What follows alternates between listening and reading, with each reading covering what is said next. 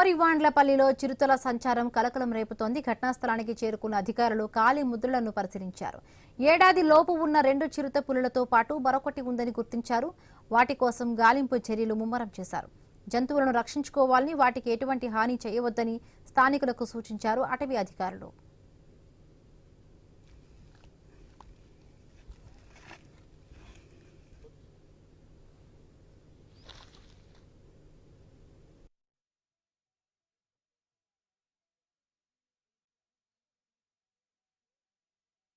అవి చిరుతపులి అని గుర్తించడము, అదేవిధంగా దానితో పాటు 2 పిల్లలు కూడా ఉన్నవి.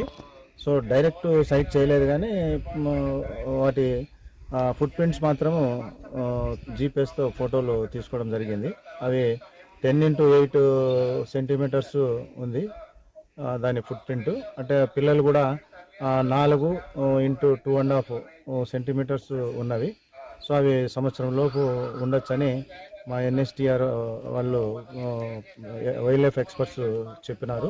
సో మేము కూడా వాటికి కెమెరా ట్రాప్స్ పెట్టి డైలీ వాటిని మానిటరు చేస్తాము. సో అంతకంటే ముందు మనకి ఈ వైల్డ్ లైఫ్ మీద